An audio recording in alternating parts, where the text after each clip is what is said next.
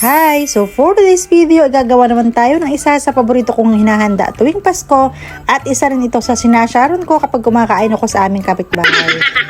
So today, ipapakita ko naman sa inyo yung aking version ng napakasarap na creamy macaroni salad.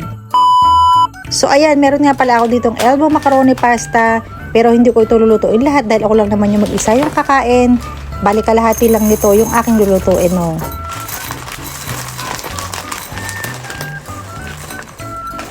And gagamit nga rin pala tayo dito ng carrot. Kalahati lang din ng carrot yung ginamit ko dito. Syempre, binilatan ko muna at hiwaan ko ito ng maliliit. Okay lang yan kahit hindi masyadong pino kasi gagamitan ko naman ito mamaya ng food processor.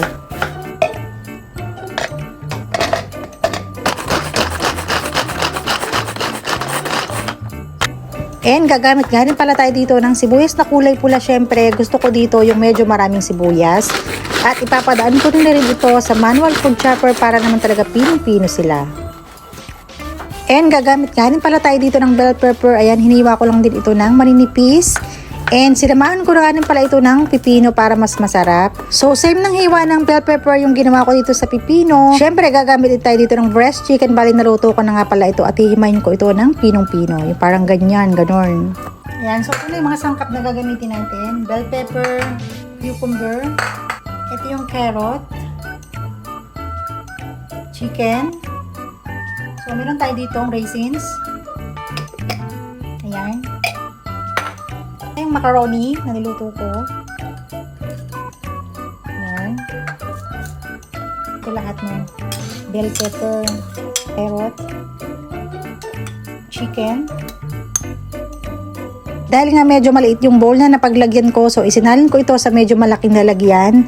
At naglagay na rin ako dito ng mayonnaise, 1 teaspoon ng white pepper, konting asin, at naglagay nga rin pala ako dito ng 1 tablespoon ng condensed milk para naman may konting tamis. So bali yung gamit ko nga pala ay Japanese mayo, pero kahit naman anong klaseng mayonnaise, choice nyo yan kung ano yung gusto ninyo. And then i-mix natin ito ng mabuti.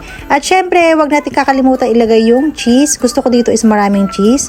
And yung gamit ko dito syempre ay cheddar cheese. At eto na, ready na yung ating napakasarap na creamy chicken macaroni salad.